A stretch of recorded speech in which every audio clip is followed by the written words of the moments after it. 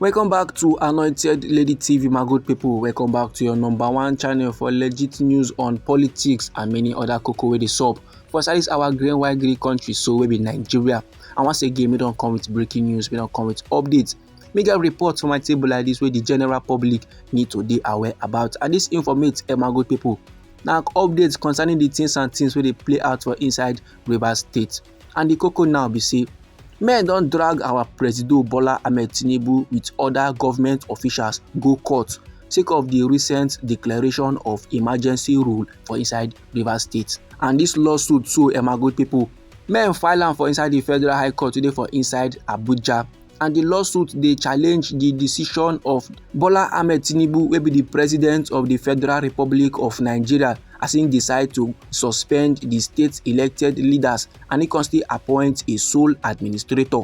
And no be lie, my good people, this development, so this legal action, it dey happen sake of say our Presido Bola Ahmed Tinubu true suspend the Rivers State governor, wey be Sir Fubara, plus the deputy governor of Rivers State, wey be Ngozi Odu, and members of the Rivers State House of Assembly. And this suspension come board on Tuesday, wey be the 18th day of March for inside this year 2025. And sake of say the Rivers State government house no suppose dey empty and our Presido no want am to dey like that, he can appoint the retired chief of naval staff, wey be Vice Admiral Gbas, as the Rivers State sole administrator. And on Thursday, wey be the 20th day of March for inside this year 2025, according to a constitution, lawmakers wey dey for the chambers of the National Assembly, which is the Nigerian Senate and the House of Reps, come last give green card to the emergency rule. So onto the cocoa of the hour, as they drag our Presido Bola Ahmed Tinubu and other government officials go court. This case so was filed by one country lawyer wey dey go by the name Daniel Wariboko. And the lawyer so they represent himself and other registered voters for inside Rivers State. And the case they raise plenty legal questions wey dey include whether a dispute, whether a quarrel or a political beef between a governor and the state assembly go fit justify, or whether go fit warrant the Presido to declare a state of emergency under our Nigeria's constitution, and whether our Presido Bola Ahmed Tinubu gets the power to suspend an elected government in any state for inside the nation Nigeria, and whether the appointment of a sole administrator is very much legal when an elected governor and legislators are still in office, whether the emergency rule declared on the 18th day of March for this year 2025 is very much unconstitutional, whether the suspension of elected officials they violate the rights of Rivers State citizens under the African Charter on Human and People's Rights, and whether the National Assembly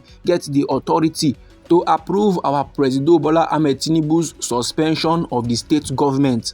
So like this now, my good people, the lawyer wey dey go by the name Daniel Wariboko and other plaintiffs, they asked the Abuja Federal High Court to declare the emergency rule in Rivers State unconstitutional, null and void, and make them reinstate the governor of the state, to be Fubara, plus his deputy and the state legislators, and make them stop our Presido Bola Ahmed Tinubu from appointing a sole administrator for any state, and make them also prevent the National Assembly from approving these kind of suspensions in the future, and make them restore democracy for inside Rivers State.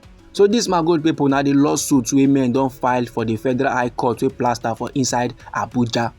Now, sake of this informate, so sake of this update wey I just summon the general public, I believe say men go get things and things to talk about. So no let anybody or anything stop you. Anyhow the matter be you for body, feel free make it drop am inside our comment section. But meanwhile, me still get another report wey I need share give the general public. And the cocoa be say, last the National Assembly approve our Presido Bola Ahmed Tinubu request for a state of emergency for inside Rivers State. But before they approve the request, they make some kind amendment, then do some kind changes to our Presido Bola Ahmed Tinubu proposal. Don't say they just bring and come and they just say yes, give am green card, make him fly like that. No, these men correct some kind things for the request of our Presido.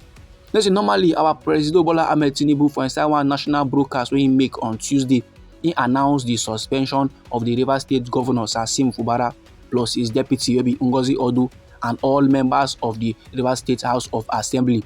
He constantly appoints the retired chief of naval staff, wey be Vice Admiral Ibok et Gbas as the sole administrator of Rivers State. But however, my good people, during a 1-hour section on Thursday, wey be the 20th day of March for this year 2025, the House of Representatives introduce modifications dem. They do some kind changes before they come grant approval.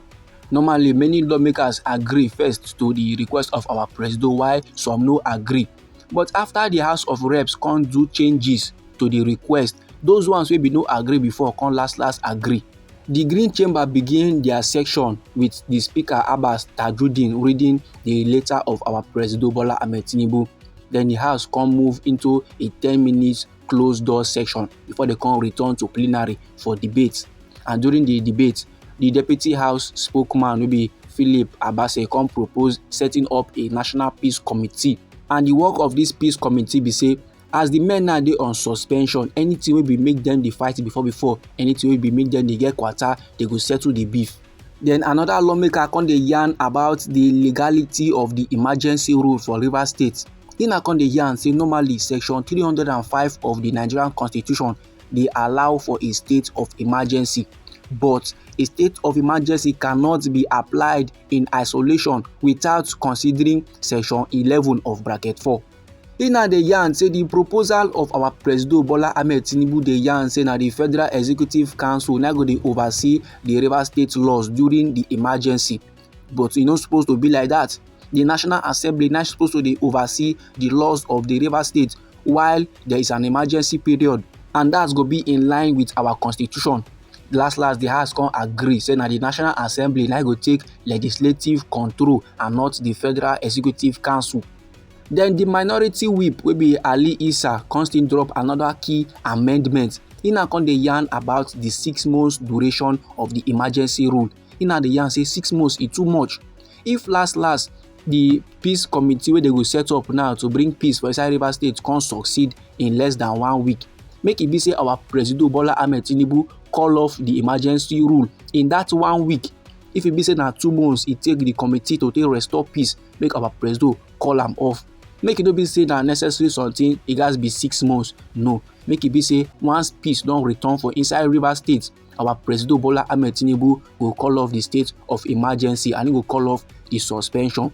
Now, after the lawmakers don make all the amendments finish, the motion was put in a voice vote. If you are in support, say aye. If you are not in support, say nay. Many of the lawmakers they say aye, and the Speaker of the House of Reps, wey be Tajudeen Abbas, come approve the request of our President Bola Ahmed Tinubu. So this, my good people, now the information I want share give the general public. Anyhow the matter be you for body, feel free make it drop am inside our comment section. Once again, now we be Anointed Lady TV, and our hobby now to dey give on our legit news on politics and many other koko wey dey sup for inside this our green country, maybe Nigeria. So if you be say you like this updates and you go like to dey receive more, then sharply make you subscribe to this channel and make you put on the notification bell, so that as we dey bring more legit news dey come your screen, now you go first receive the updates and you go even get am sharp. Now me dey come back again with more updates and news for you, my good people. Try make you no go anywhere.